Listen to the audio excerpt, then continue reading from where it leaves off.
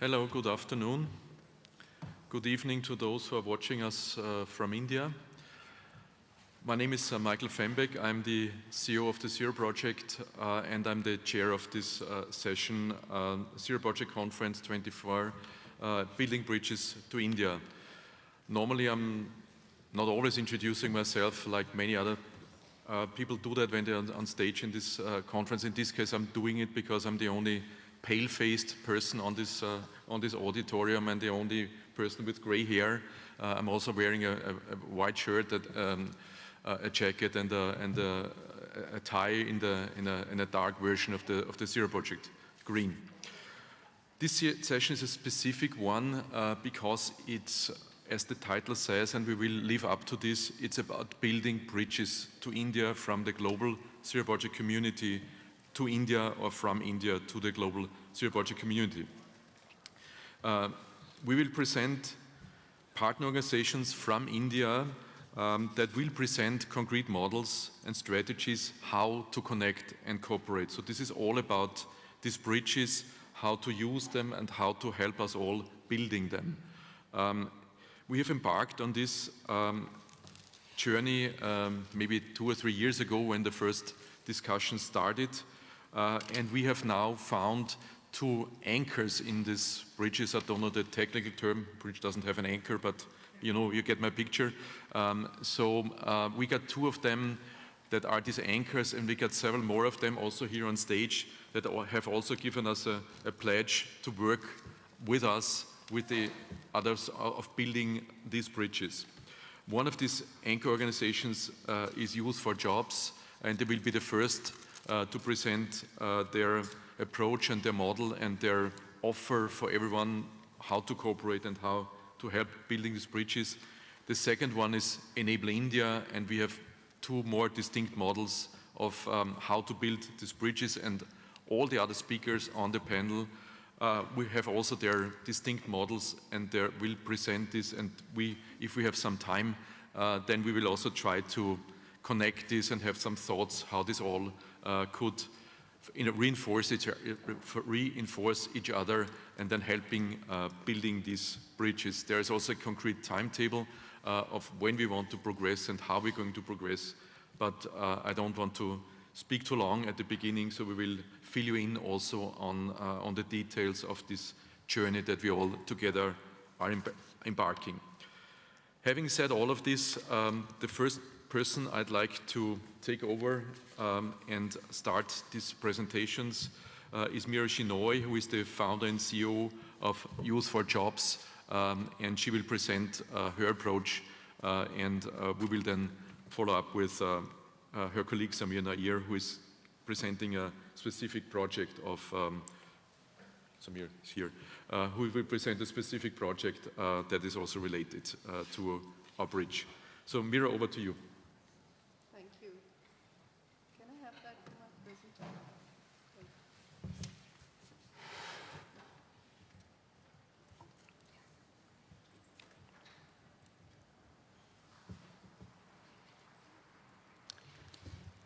Thank you, Michael.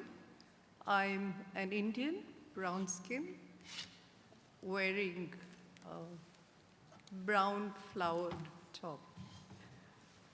So we launched WeDo in the first Zero Project India conference, which happened in September in Delhi. And why did we do that? During COVID, when we were skilling youth with disabilities, we found our phone lines were jammed by calls from young women with disabilities who said that they too wanted to join the skilling program and earn some money. And these were from very remote areas. So we asked them what they actually wanted. So they said, can you start special classes for us in the afternoon so that we can finish our housework quickly and join the program? We did exactly that. We started online training programs for them to skill them both for jobs and for enterprises, all in the same neighborhood. The results were amazing. We got McKinsey to do an impact study on the impact of this work, And it showed that in every indicator, these needy women with disabilities had improved their lives.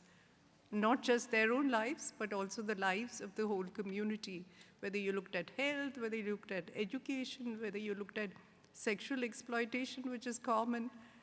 And we were simply amazed. We said, now this is not enough. We just must do more. And hence we launched We Do, which is a Women Entrepreneurs with Disabilities Alliance. And we launched it with the Zero Project.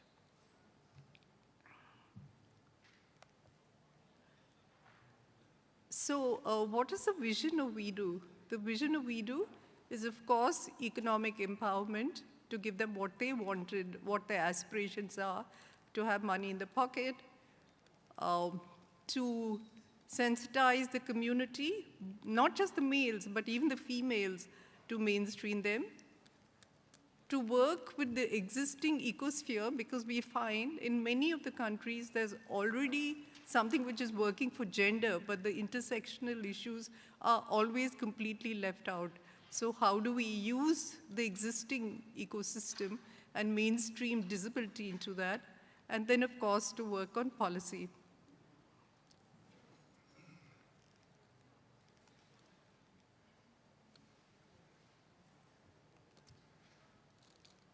Where's the presentation?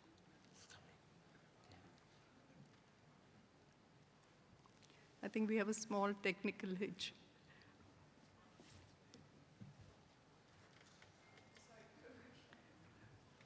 Oh, okay. Yeah. So what is our strategy? I'm from India, so what we first want to do is to build up a scaled-up, data-driven model in India where we sensitize at least 1.5 million households, both men and women, to the special needs of women with disabilities, and create at least 10,000 women with disabilities entrepreneurs. And the idea is to study this, look at the impact, and disseminate it across. But we realized that this is just not enough. We need to do much more. So one of the first steps is that how do you inspire and show that there are existing women entrepreneurs with disabilities? So we took the first initiative there and brought out this little booklet, which I want to show all of you. We have about 25 copies available.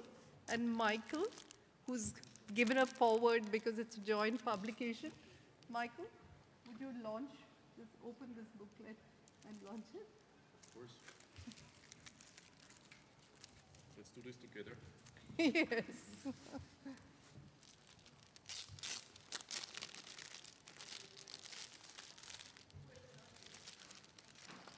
Yeah.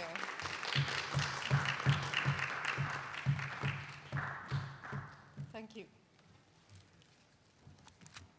I must say my researcher had a lot of difficulty in getting these stories of these inspiring women, because where are they? They're just not visible.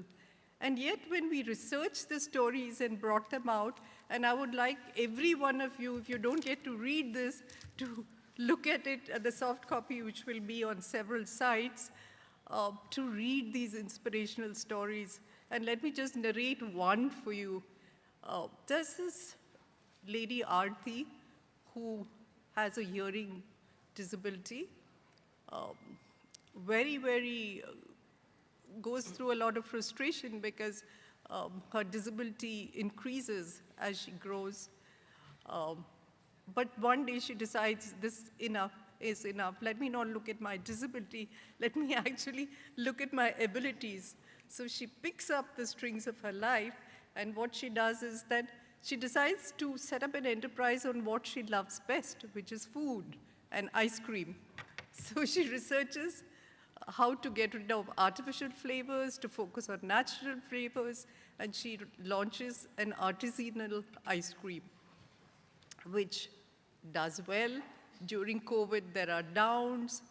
She pulls herself up And then she gets into the Goldman Sachs cohort of women enterprises, and there's no looking back. So this book has several stories like Aarti, women who are doing very different kind of things, from beauty parlors to media studios, telling the stories of other women, but also women with disabilities, tailoring, fashion design. So it's an incredible book which I think will inspire others.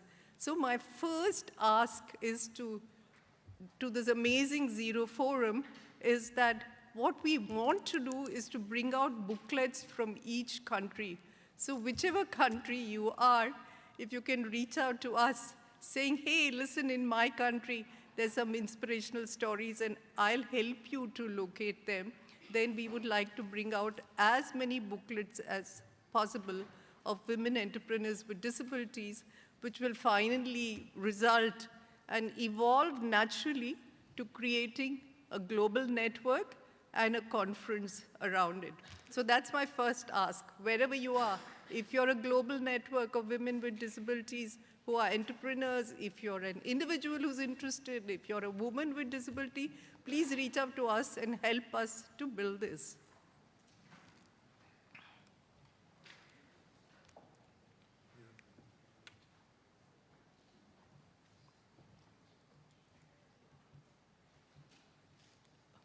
The second ask is, it's a very simple ask.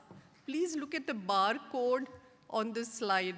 So what we're doing is to tell the world that women with disabilities exist. Not entrepreneurs, but just any woman with disabilities. Because every time I talk to them, many of them say they are lonely and they're not visible. So this is a We Do selfie. Just scan the barcode, and then, you land up in a page where there are lots of women, other women with disabilities. We'll put in a simple chatting tool after we get many of them. And I'm very happy to say that what we plan to do, this is open for all. In your country, you can do this We Do Selfie challenge with any inspirational persons, get them to talk about it. So this is not just an initiative, but this is actually a movement. So my request is for all of you to please join the We Do movement so that we can move women with disabilities from invisible to visible. Thank you.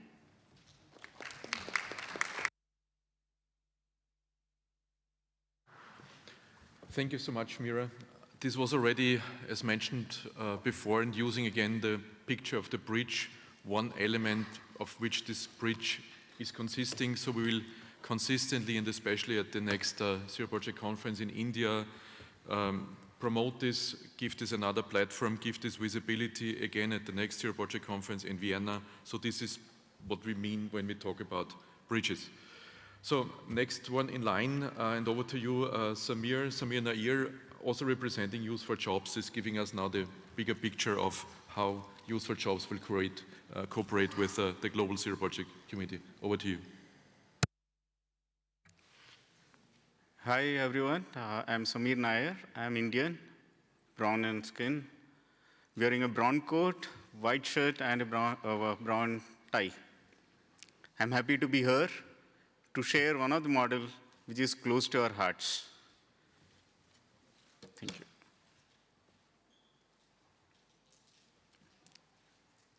you. Youth4Jobs in the entire work stems from the confidence on ability of person with disabilities. We strongly believe person with disabilities can create a better world being part of the main system.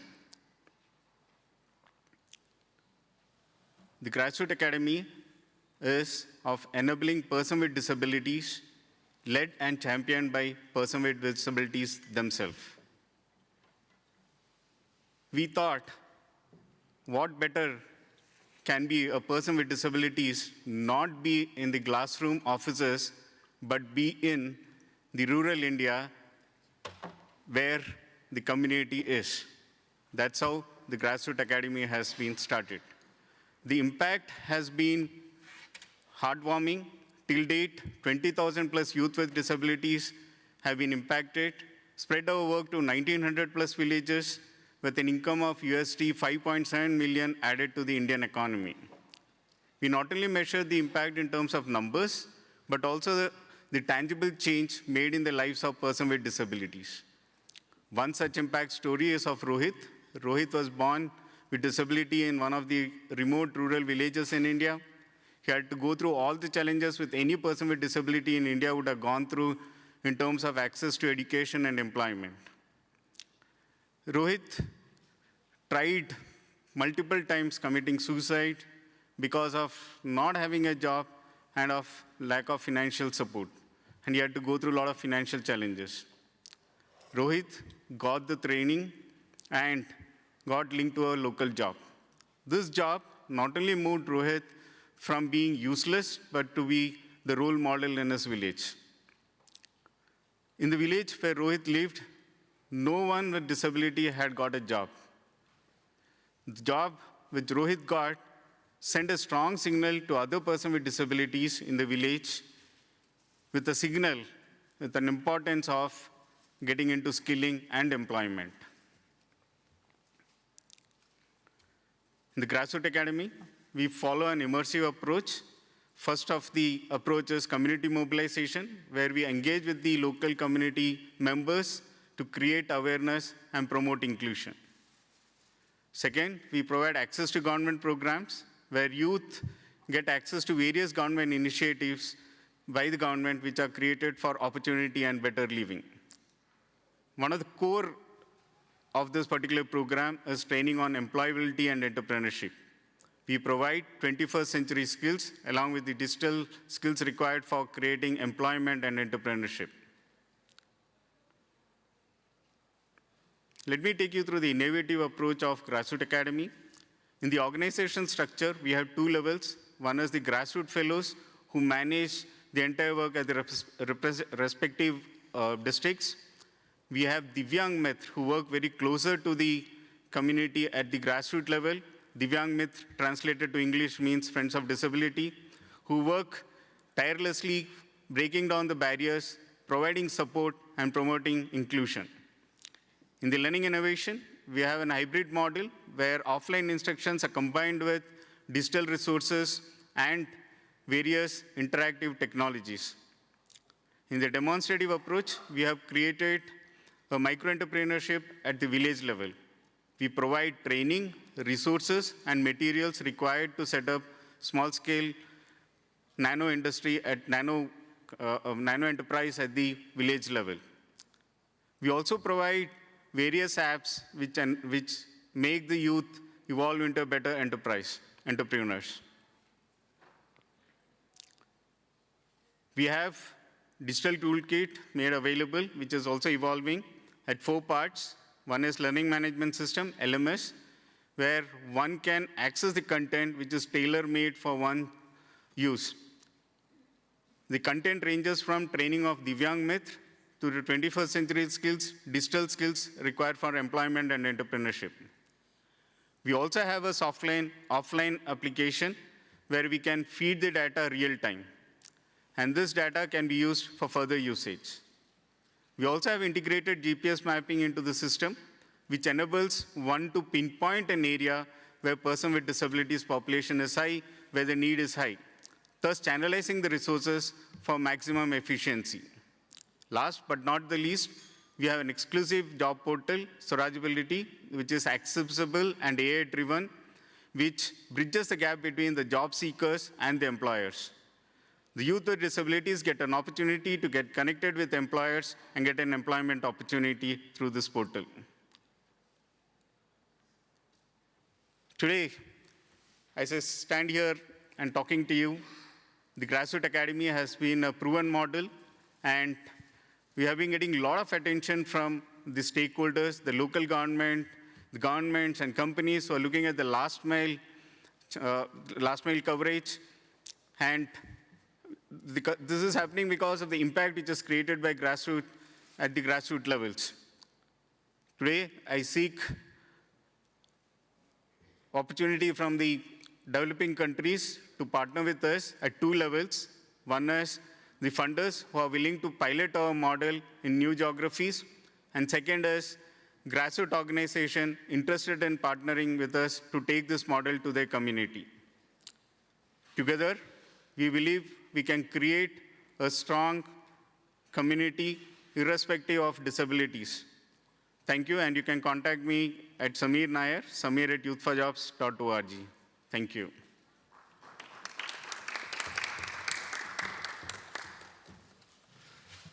Thank you, Sameer, and also thank you for giving you a good impression also of what the next building block of this bridge will consist of, its grassroots initiatives. So we have a strong belief there's a need to share people working on grassroots level and building communities for them and around them, not only within India, but again, building the bridge. What you are developing in an Indian context is definitely relevant and interesting also in other contexts, in low-income countries, for example, Sub-Saharan Africa, and these are the bridges that we want to build as another building block that you just heard. Brings me over to our next presenter, then SAYOMDEB Mukherjee representing EnAble India. I don't have to introduce him, he was just on stage, and I don't have to introduce you at all. But please take over and explain to us what the cooperation of EnAble India with the Zero Project will consist of. Over to you. Thank you, Michael. Thanks to Zero Project before I start, because in last few years, post-COVID, the partnership has gone into a new level. We all realize that COVID faced us with a challenge. We all realized that we, as people, had to take responsibility of ourselves to overcome the pandemic by holding hands, by not touching each other. So we needed to find solutions for that. With Zero Project, our multi-layer partnership with EnAble India has you in a new level. So firstly, I'd like to talk about the first level partnership, which is the Discovery Awards. The second partnership on which I'm going to talk today, which is Disabilities Innovative Solutions Hub. And the third partnership that we have is becoming a global partner in the Scale-Up Solutions for Zero Project program for solutions being replicated in other parts of the world from India and in India. So coming back to Disabilities Innovative Solutions Hub. Exactly 1 year back, in here, I was very fortunate and blessed that we could announce on behalf of our partnership between EnAble India and Zero Project that we will bring Disabilities Innovative Solutions Hub. And today, we are bringing to you the model that we have developed with the transformation and connection of innovation from grassroots, blending it to the AI, and finding solutions on a platter. Why solutions on a platter? Because since our childhood days, we have all known that everybody told that nothing comes on a platter, you need to earn it. At least for the disability ecosystem, we can bring solutions on a platter so that lives and livelihood of people with disability and ecosystem can become simpler and accessibility needs can be catered in a broader way. First thing that we needed to do, we needed to understand what is a definition of assistive solution. And after coming up with multiple sentences in our brainstorming sessions with Dipesh, our chairperson, Shanti, and our management team, we came up with this particular sentence that an assistive solution can either be a product, process, or a program that helps a person with disabilities to overcome their barriers. Because, again, going back to last year, I had a call that the narrative has to be modified, because whenever we refer to assistive solutions, we always used to use the narrative of assistive technology. We all know that technology can solve this much. So any product, process, or program can be termed as assistive solutions that help to overcome a barrier. What is DISH? And how does DISH work? DISH is a unifying platform from and to people. And we got a new version when we took it up and presented to certain stakeholders in one of the premium Institute of Technologies, IIT in India, that where they told that this has been a journey to change the narrative from for the people to make it by the people. So it's an unifying platform for assistive solution in multiple layers, in multiple capacities, using AI at the core.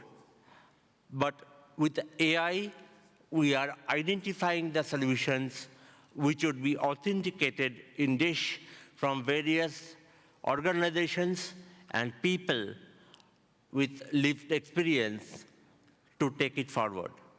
At this point in time, the authentications comes from 3 solutions places. One is Zero Project Assistive Innovations that we have, project discoveries, grassroots level innovations, and other aggregators. And there, one of the organizations called D-Learners, who works with dyslexia, has shared that data. And all these makes up to 1,700 odd data lines where we can search the appropriate assistive solutions with a targeted problem statement which brings the answer to you. So, by human, for humanity, enablers, and we can say that all these factors are integrated in DISH to make it more powerful and more integrated in the sector. Moving to the next part, we must understand that all parts of this program has to be connected to each other, and that has to be a multiple stakeholders attitude or approach that we need to take. And all these stakeholders, grassroots innovators, startups, marketplace, or government and international projects can also join hands together, just like Zero Project has partnered with us from the initiation to take this forward in a bigger and broader way. This is the architecture of DISH. It's a very complicated one, but I thought that it would be a good thing to present here. With a simple phone or a laptop, you would be able to take it up and take it forward. In next 1 year, we have certain targets, but those targets would be presented by my honest friend. But one thing that I would like to request, that is, we would like to have more of you as users and more of you as sharers of data so that we can make an umbrella under which all kinds of assistive solutions are available. Thank you on behalf of EnABLE India. Thank you on behalf of Zero Project.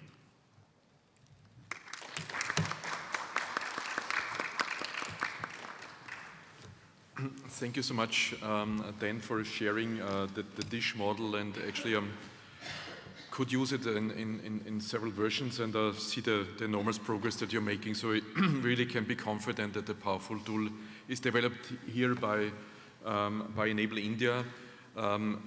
So as Dan said, DISH is using Zero Project data, and it will be a model, again, building the bridge where DISH will use Zero Project data, Zero Project will use DISH data, and this connection will be available to other parties who want to make this and bring this to usage. So if another party has data and they think this makes sense to develop, to connect this to these solutions that are in project discovery or innovation data that we have in the Zero Project, this is also open to further cooperations, and this is what the design will be. It's not a bilateral connection, it's again the bridge to connect everyone who wants to be connected on the artificial intelligence level. Having said that, over to you, Samir RAWAL, representing DISC and a tech startup mentor. Samir is a promoter also of this Cooperation India Zero Project global community from its beginning, and he will share his ideas and his vision for that. Thank you so much. Do we have a presentation?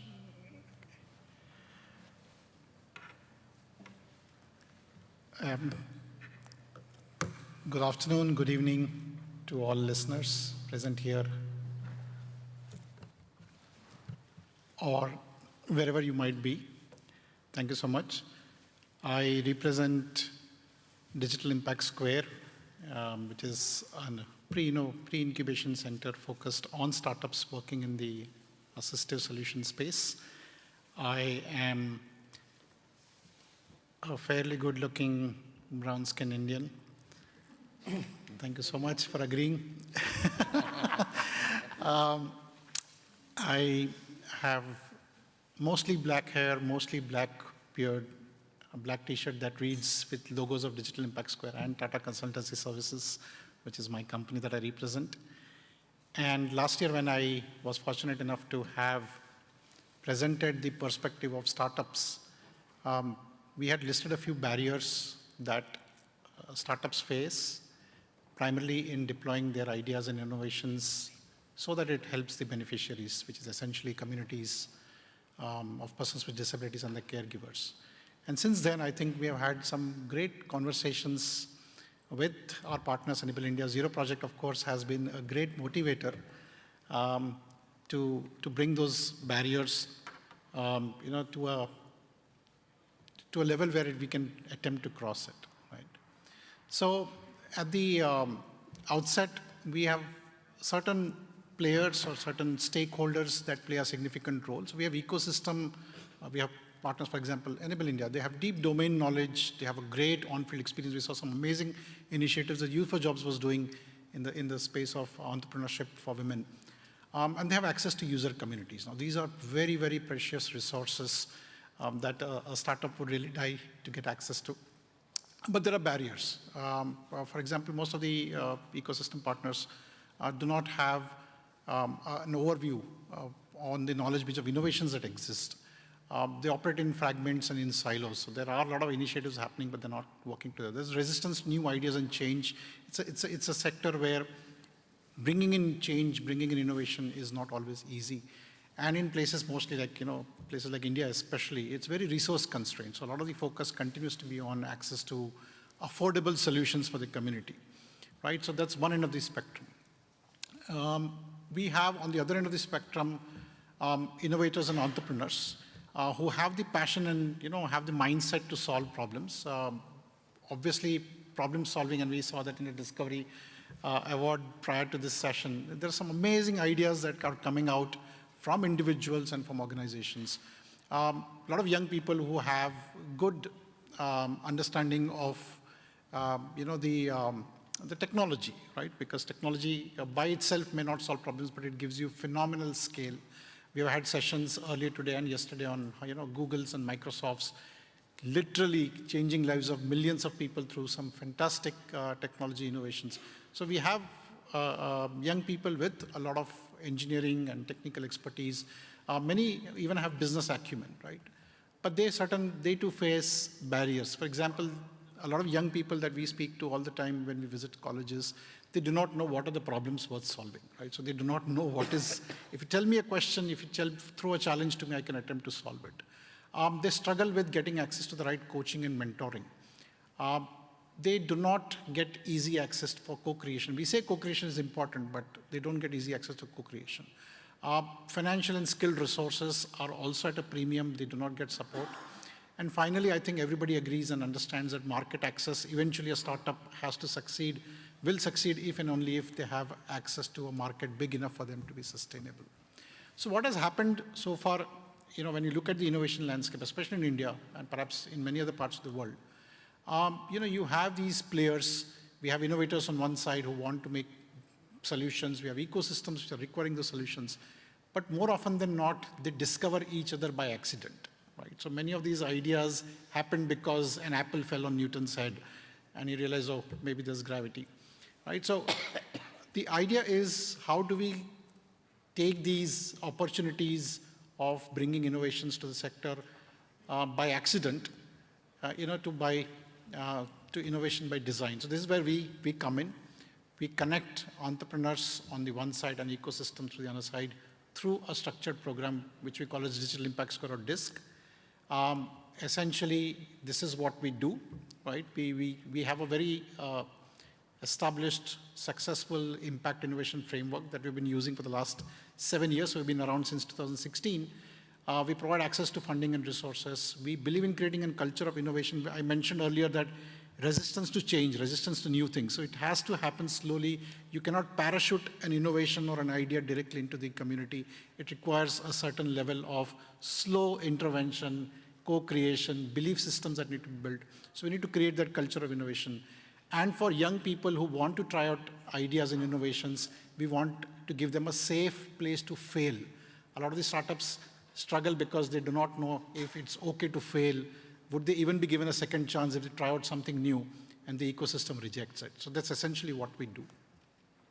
So since 2017, when we started this journey, we have had 9 assistive tech startups that have been incubated at Digital Impact Square, who have collectively impacted the lives of more than 150,000 people. We have 3 startups that have scaled beyond India into the global market. Another thing that we really feel excited about is that this model itself is very replicable. So for example, where Seed Lab, and you could look it up, by Petronas in Malaysia, have taken our model, deployed it in the last 3 years, and they have started creating a positive impact, currently reaching more than 15,000 people in their country. So what next, right? Are we satisfied with the progress? Yes, in terms of startups that have emerged and the impact that has been created through the startups. But is it enough? No, it's not. We want to be able to scale it, and we want this to scale to a level where it can start impacting millions of people. So we identified 3 ways in which we could do it. We want to empower our partners. So our impact innovation framework that we have been using, we want to kind of open source it, share it with anybody who's interested in learning how we made some of these amazing startups and their innovations successful. We have one example already where a team has adopted and adapted our framework and is replicating it in their country. We are, for example, another part of capacity building, and we mentioned the lack of mentorship and coaching is a big problem, a big gap that needs to be addressed. We are partnering with EnABLE India. They have a Sherpa program that Den is spearheading of enabling, empowering more individuals with disabilities to become coaches and mentors themselves, because they bring in a significant value that often gets untapped. And with Zero Project, of course, to bring a successful assisted startups from India. In fact, as we speak, there are 2 startups from Digital Impact Square that are here present. One of them has a stall Dextrovare. If you haven't seen it, do go. We have Trestle Labs working for the visually impaired. And hopefully many more startups that we could bring here. And hopefully a few startups from the rest of the world when we meet in the Zero Project conference in India. We would love to help some of those startups to come to India as well.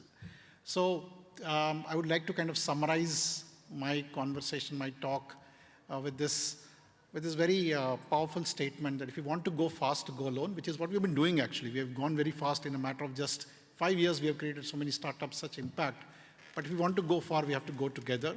And that is where a collaborative landscape, identifying partners who are willing to work with us in bringing innovations to the rest of the world is something that would really make a big impact. So that I would like to end my conversation and my presentation. Thank you so much for this opportunity, and look forward, if there's anybody out there who's looking to understand what we do and how we can help you, please reach out to us through the Zero Project website or to digitalimpactsquare.com. Thank you so much.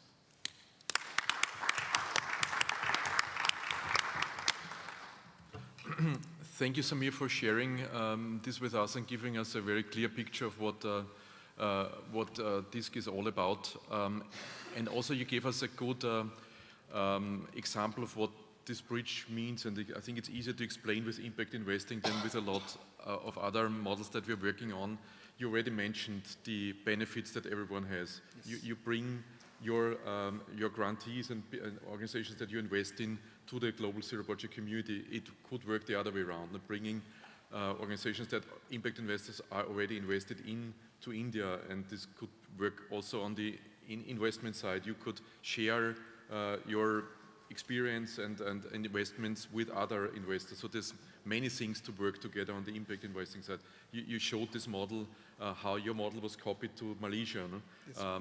Could be copied to other countries. And this is what this bridge should be about. And we are so glad and happy, Samir, that you're with us because impact investing will be a major element of this bridge.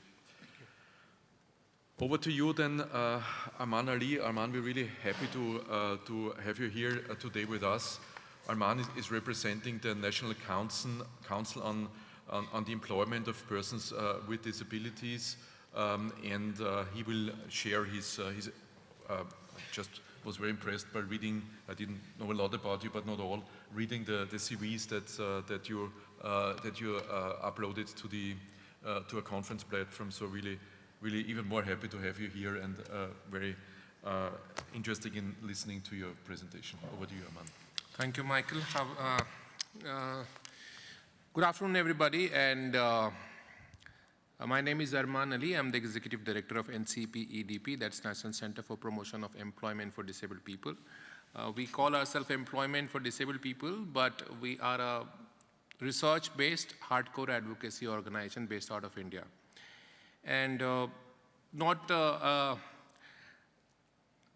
something that you don't know. Today I'm going to talk about a solution which will make all of us jobless. One, I am a firm believer that disability is a political problem. And because there is a lack of political will, there is a lack of disabled-friendly policies with the governments across the world, disability remains the way it is. I also believe because it is a lack of political will that disability is an afterthought. Disability is always looked at a charity and a welfare and a good-to-do thing. And it is never a part of the mainstream discourse. I come from India, as you all know, and India is the most populous country in the world. And it also holds the highest number of people with disability in the world. If I quote the census figure of 2011 by Government of India, it's about 26.8 million people with disability. So those who are from this part of the world can imagine the number which I'm talking about, more than a population of quite a few countries together. And I think India is a young country, and it has a lot of potential, and it's really moving fast. And one of the first country to ratify UNCRPD, one of the first country to come up with a disability legislation which is harmonized with the UNCRPD, the Rights of Persons with Disability Act 2016. I think one of the game changer legislation if you look at it globally. I think if you look at the 26 million people with disability, it is a significant number in a global context as well. Yet, their political participation is minuscule. We never see a political party specifically coming and talking about disability as a mainstream issue, looking at disability being as an investment. It is always a cost, always looked at something to be done after the development is over. And nothing that we have, which is in context of elections, is accessible for people with disability. I mean, governments are the highest procurers. I think a country like India can procure billions of rupees every year, and they procure things which creates barrier. And I think it is because of lack of political will. And if you procure, if you keep people with disability in everyday decision-making process, I think a lot of these barriers will be there, and all of us will be able to support in creating that kind of thing.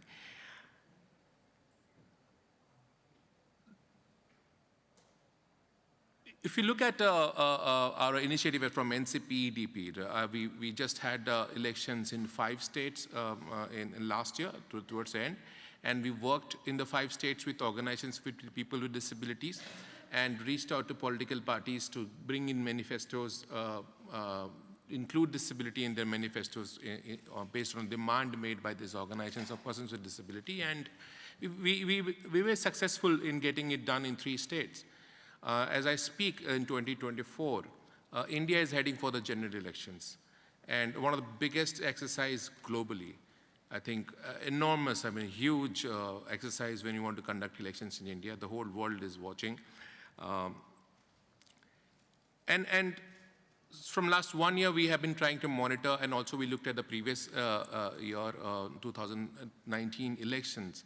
And if you look at the manifestos of people with, of political parties, minus 1 or 2 major political parties, there was no mention of disability cell or no outreach.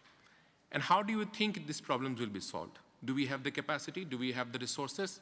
How much can we do? We can make noise, we can create awareness, we can share our ideas, but how do we have the capacity to scale it up, to take care of the whole world, 1 billion people, if you're talking about, without political will, without the governments coming ahead and taking these solutions as part of their work?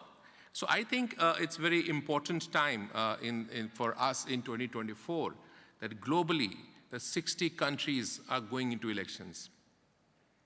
And in India, we at NCPEDP, we have started to create a manifesto for disability. As I speak, we have received more than 10,000 people with disabilities, corporates, education institutions, given their feedback, endorsing this manifesto.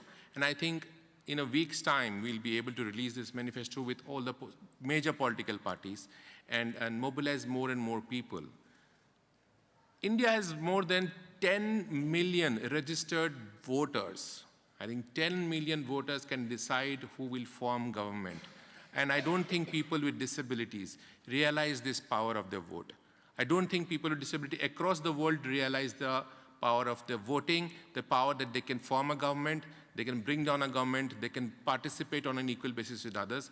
They need to have a dialogue, they need to have a seat on the table.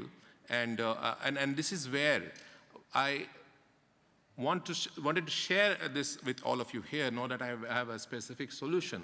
I wanted to share this idea. And European Union is a great example. If you look at the European Union Disability Forum, they have been working on a very extensive manifesto for the European Union elections. I think this is where I think we all need to lobby. Everybody who is part of the Zero Conference comes from a position of influence, whether they are a grassroots organization or a national organization or a regional or international.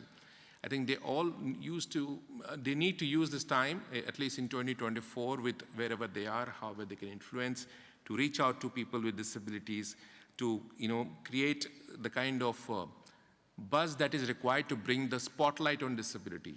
And I reiterate my point that disability cannot be an afterthought. Disability cannot be running on sponsorships. It cannot be run on CSRs. It has to be a development agenda.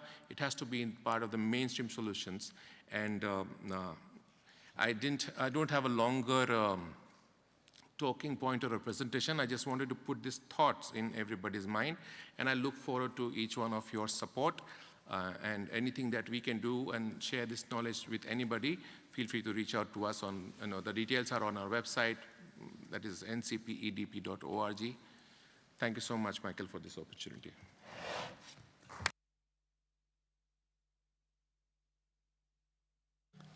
Thank you again, Arman, for being here with us today and sharing this outstanding, interesting approach with the manifesto and working on these many elections that are coming this year. And I agree, this is a crucial year in elections. It's definitely the time to raise the voice of people with disabilities in this election period as well. And I think this is an approach you will share with us, and we're happy to also to share it with the Zero Project community, and we will definitely keep on working together. So I'm moving over now to a very different type of stakeholder.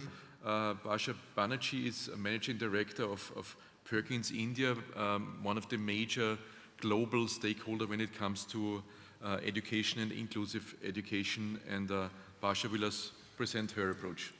Over to you, Barsha. I just need Thank you so much, Michael. Really a pleasure being here. Very good afternoon to everyone. Very quickly, I'm going to describe myself. I'm a woman in my late 40s, wearing a green color sari, shoulder-length hair, and I'm wearing a round black, a sticky thing on my forehead, which in India we called a bindi. So it's really a pleasure being here. And I'm going to kind of change track a bit, as Michael said. We've been talking about vocations, assistive technology, and I'm going to talk about where learning really begins, the early childhood education, because that's the starting point of everything that we are talking about, right? So our children will actually be at a stage where they will get into vocations, they will use assistive devices. But what's important is foundation and the learning that happens in the early years. I work and lead an organization, Perkins School for the Blind. And this is our 200-year-old steadfast belief that every child can learn anywhere. And this is very important, when we say every child can learn, that really means every child. And what do we really mean by that? We mean that we are not really policymakers or advocates. We are really hands-on workers where we work with children, their families, communities, and the school. And this steadfast belief has been instrumental in developing what we call the model program strategy. So in India, model program strategy goes by the name Project Prayas.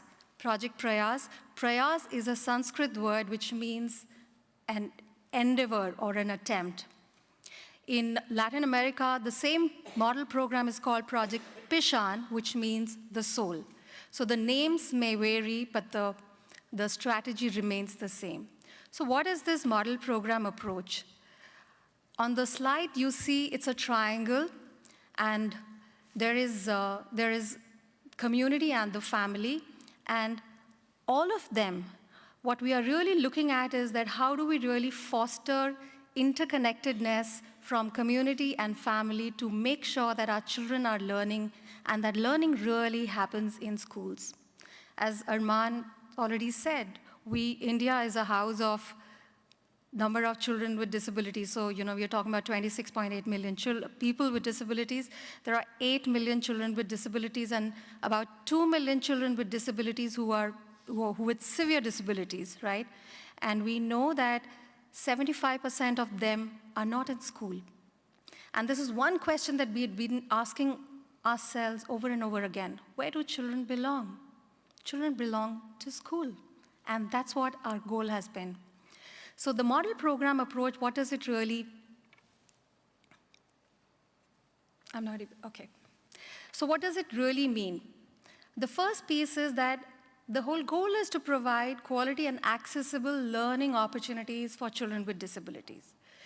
As Perkins, the only school that we have is in Boston, which was built in 1829. So we don't really build schools. So the whole model is based on the fact that we foster local partners, families and communities, and the government.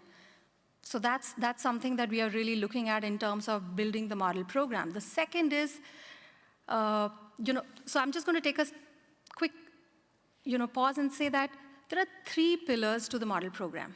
One is, it's a replicable model. So therefore, when we work in a school, the same thing can be replicated across in neighboring programs. The same program can be replicated across various geographies and various learning environments. The second piece that we are talking of is in terms of scalability. So we can go from 1 school to 100 schools to 1,000 schools to 10,000 schools or programs. So it's a scalable model. The third piece, which is very, very critical, and I think everyone goes through it. The first question that you go to a donor and funder, then they ask is, what are you doing? Is that something which is sustainable, right? Our whole goal is to strengthen and transform schools so that the schools can continue to do what they need to do. And therefore, it becomes a sustainable model. So even when we are not there, we would have built and cascaded the knowledge and build the capacity of the school, the educators, the families, and the communities for them to continue with the work. So it is not dependent on any organization. It actually runs on its own. As we speak, we pivoted in India towards the model program strategy only in April 2023. Prior to that, we've been working for almost 35 years in India. But as we pivoted in 2023 to the schools, we work in 3 geographies with 3 very large partners. And who are these large partners? These large partners are the ones who are already working in the space of education.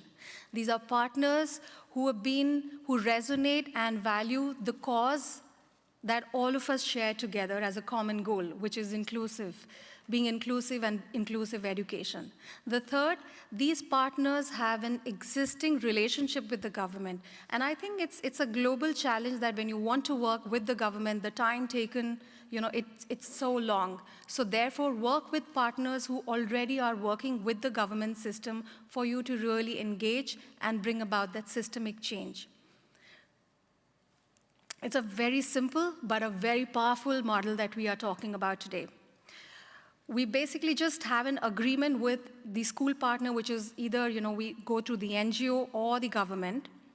We do a school selection, and I think that's an important piece because there are partners who come to us and say that, can you be in 300 schools? Can you go into 1,000 schools? We are working. We say that no, because I think disability is one space which the code hasn't been cracked. So therefore, you have to be very sure there will be a lot of learnings, and these learnings only help you to get sharper and better.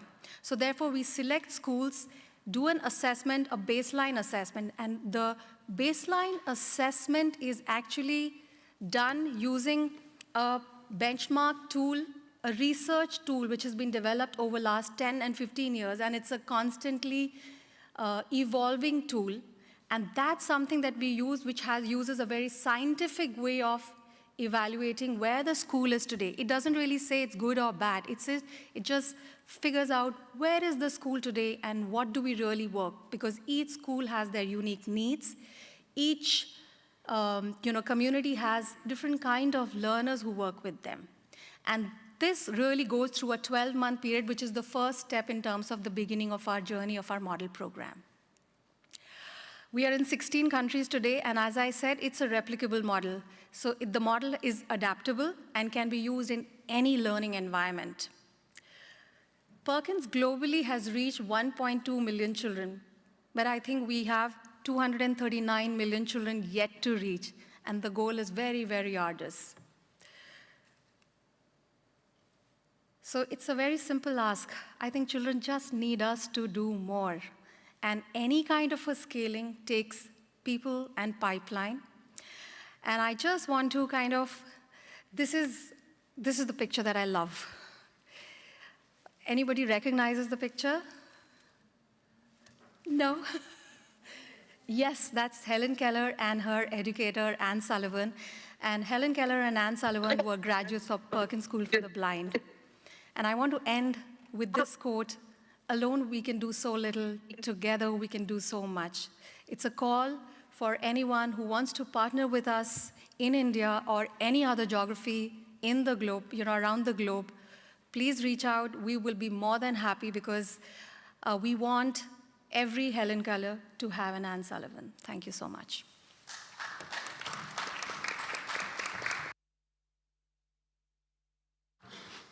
Thank you, Barsha, for being here with us today and presenting the incredibly efficient and large Perkins model. And of course, when we talk about building bridges from this Global Zero Project Conference to India, we include existing bridges like you have shown us that exist already in a really substantial and good way. And also thank you for offering these partnerships to this community here.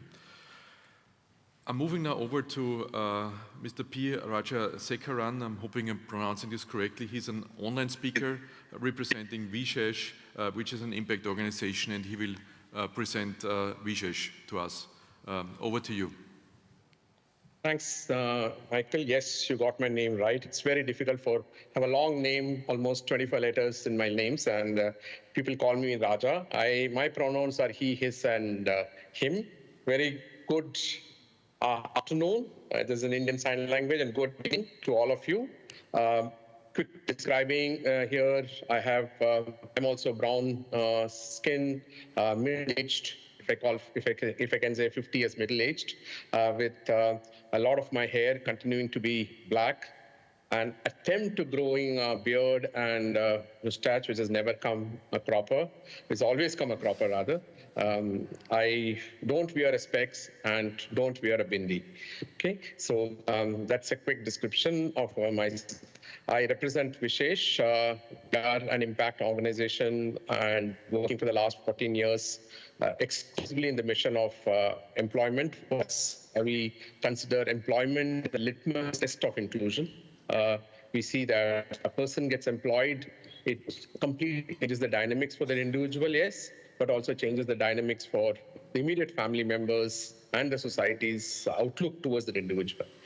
Team of 40% of our team, persons with disabilities, and working with all forms of impairment, hearing, vision, mobility, of course, but we are getting to work a lot, psychosocial, individuals with psychosocial conditions, individuals who are neurodivergent, and other lesser conditions as well. And then engage with the corporate ecosystem in influencing policy, driving culture, sensitization, doing sensitization workshops, and driving culture, and driving systemic in the organization, and being steadfast in working with the recruitment and the talent acquisition teams to finally influence, for what all of us here are together, a lot of my friends here, Meera, Samir, Arman, SAYOMDEB, all of us here with the ultimate mission of seeing how a person with disability will get an equal opportunity when it comes to employment, which is so fundamental to every one of us. Being a glass half filled, always we live in a state of never being fully satisfied with what we do. Always, for example, this day, I can give you a case of an individual. I just use the name of Alexa here. This individual, Alexa, for the want of any other popular, more universally known name, Alexa here, I'm using that name. Alexa's parents came over with sweets to our office and said, "Thank you so much for all your efforts. Alexa has got a job and is doing very, very," and then that shook us, who are you? And then we recollected, Alexa is a person with learning disability, started studying in a mainstream school, but could not cope up, had to move to a special school where, attention was needed. When he came to us for assessments and training, we did our best, and we hoped against hope that he would we would be able to get him a very good quality job. But it took a long, but finally got a good quality job. And then we stayed on, working with it. The person had neurodivergence, and the whole approach of organizations is to fit in individuals. So we were always apprehensive, but we stayed along. Our job coach stayed along. And after 6 months, very satisfying to see, everyone, it requires a village to come together to support an individual, almost in that fashion, multiple stakeholders working together to create what we see, huge success for this individual, sustaining and not just getting a job and being there, but having parents showed us hope of the person getting a huge, as an opportunity to build his career, from a situation where they were very hopeless of getting a job, of getting a meaningful opportunity or an engagement. We saw a sense of hope there. Come afternoon, I get a message from Siri. I'm just using a Siri, saying she, very bright, young girl, deaf girl, sign language user, passed out of her institution and with very, very high colors, excellent, almost IIT plus one of premier institutions, IIT, a very bright person. When she, there's a big MNC which was hiring. She got into that through a very, very competitive program. Made it through the program, was selected there, and this was about 6 years back. We thought, this is great. she's got through. She's she's starting as a graduate engineer trainee, and she will grow, and it should be fine. But again, message, she's saying that, yeah, I have a job. Which again, it's all, yeah, I want a job. It really shook me rather, thinking, are we there? Where are we? When we're talking about mainstream, with Arman talked about mainstream, we still have a long way to go in terms of seeing, things have not changed. So for every Alexa, just using Alexas and Siris as an example here, metaphor here, we have several cities that the journey of completely being fulfilling in terms of mainstreaming is very, as Vishesh, we are about 14 years. I would say we have built many models, employment models, internship models, train and hire models. Yes, thousands of people getting placed a year, but to an India scale solution, we are still struggling. The legislation which Arman talked about, his organization has worked a lot in getting the change-making legislation in the form of the Rights of Persons with Disabilities Act. Great enabler, brought disability and employment to boardrooms, got an element of attention that we need to create policy changes, especially I'm talking about corporate action and private sector employment. Yes, we had moved a lot in terms of creating accessible infrastructure. It's still work in progress, but there is a lot that is happening. But at the same time, we still continue to have barriers, especially on attitudinal front, especially on subconscious bias, unconscious bias, systemic biases, which cumulatively, passively discriminate people from employment. And so it continues to be a challenge to attain scale. So I will quickly pivot to a few things that this topic is about coming together. And sorry to interrupt. You got 1 more minute. Yeah, sorry, we are running out of time. Yeah. Yeah. So I'll quickly pivot to few pointers that we would all want to see what we can do in order to reach scale. We got to move towards a lot more towards outcome-based approaches here, outcome-based partnership approaches where we get governments, we get corporates, things like impact bonds where we get incentivized only for outcomes and an employment happening, et cetera, et cetera. Those are the things that I say we all to come together and partner. Thank you so much for this opportunity, and back to Shilpi, and back to you, Mike.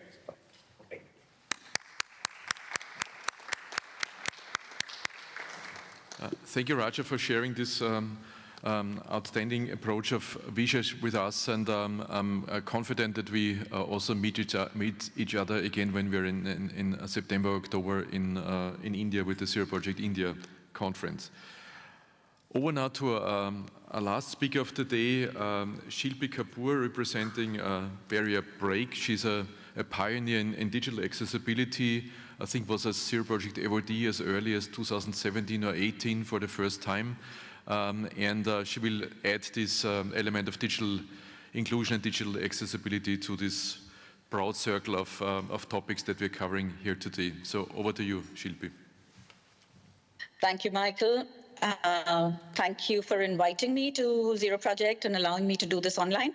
I really miss coming to Zero Project because the 2 times that I was there, it was one of the best networks that I've met. So I'm hoping everybody there is enjoying themselves. But coming back to what I want to talk to you all about. So I think my ask is very simple, and I'm actually going to start with my ask rather than anything else. So my ask is that we've got 1.13 billion websites in the world, right? We've got 1.9 million apps on the Apple Store, and we've got 2.87 apps on the Google Play Store. But if I ask a lot of my colleagues who have a disability, how are they interacting on the web? Or how are they interacting with their mobile phones in these apps? There is a huge gap that all of them talk about. Most of them talk about that, they are not being able to do the same things that you and I can do so independently. In this day and age where most of our lives happen on a mobile phone or on our computers, it's impossible to have such a barrier that exists so that people with disabilities feel excluded rather than feeling included. So my ask is actually very simple. My ask is go back and look at firstly your own technology, right? And then take that conversation to other technology organizations within your ecosystem or your country. The reason I'm saying this is in the last 19 years of working within digital accessibility, I think the struggles of implementing digital accessibility continue for everybody. Whether you have a single website, whether you're hosting a learning management system, whether you are using a conferencing system, whether it's those documents that you're creating, we are all creating barriers as we go along. Some of us unknowingly, some of us knowingly. A lot of those challenges are because we do not have the right accessibility knowledge within our developer community, within the technology companies out there. And they don't necessarily also understand why you and I want accessibility in the world. Because for most organizations, like if you go and talk to a startup today, right? And I'll forget the startups that are there with Samir because they obviously understand accessibility and disability. And they have a sensitivity and an empathy towards this user group. But a large number of the startup ecosystem out there or the technology ecosystem out there doesn't really understand digital accessibility. Very often, this is understood incorrectly. So for example, in the Indian context, very often we find that one particular user group, let's say the visually impaired, might raise their hand and talk about a problem that they are facing with government websites. And they might just refer to one thing that they have a challenge with, let's say a CAPTCHA. And they forget to talk about everything else. So what does the government do? They become reactive. And they say, okay, let me just solve this one problem of yours, which is how do you use a CAPTCHA? But they don't realize that the problem is not only that CAPTCHA, but the problem is that somebody can't even go and select the date if they have to buy a train or a plane ticket. They're not being able to submit or make a payment independently without asking for somebody for help.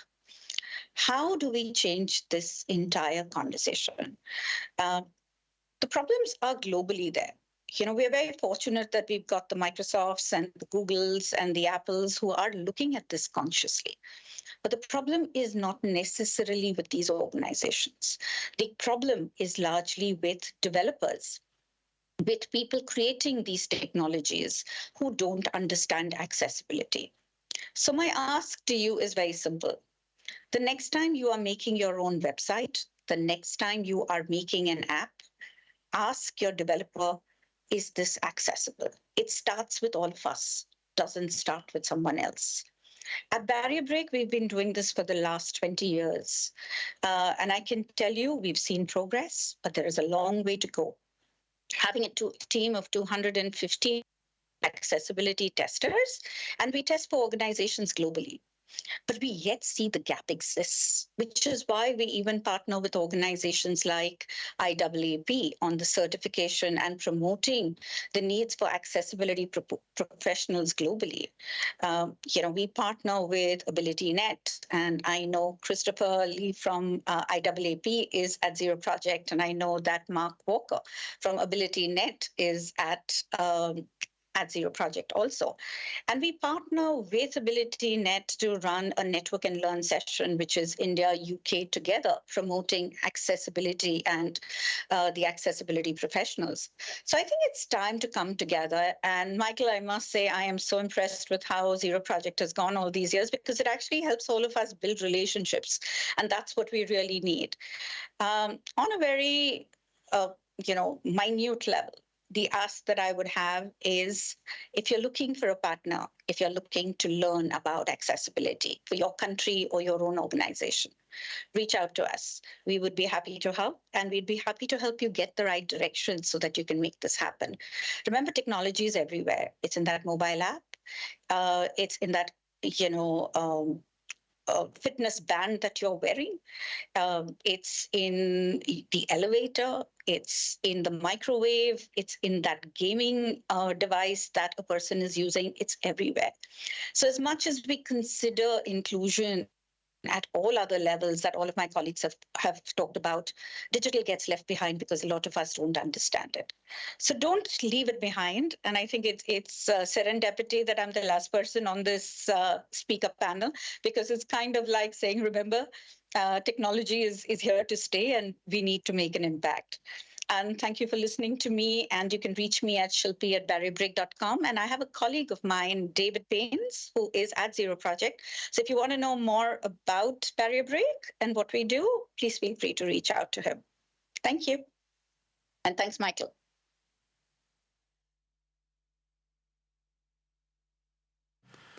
Thank you so much, Shilpi, for sharing this need is for working together on digital inclusion and digital accessibility, and also the model that you showed is so obvious, where the needs and the mutual benefits are in working together. What is developed in terms of certification and standardization and training outside India is relevant for India and vice versa. So there's definitely an incredible need also to work together in your area. Thanks everyone, also especially to all the speakers for your time discipline, which brings us in the very optimal situation that we can have a real summary for 2 or 3 minutes and conclude the session in time. So the question is, what's next? And we can all give you here a clear answer. There's a next concrete step, which is the Zero Project India conference in Delhi, by the end of September or early October. Meera give you a little more on this. This will be followed also by a technology forum that we did already this year, last September in Bangalore. This will happen again. There will be preliminary activities building up for these conferences in these meeting places. So all these work streams and these areas of potential cooperation, we will reach out to you and ask you for your interest and for willingness for cooperation, but also reach out to us. If you think you have something that can add to this bridge, then let us know.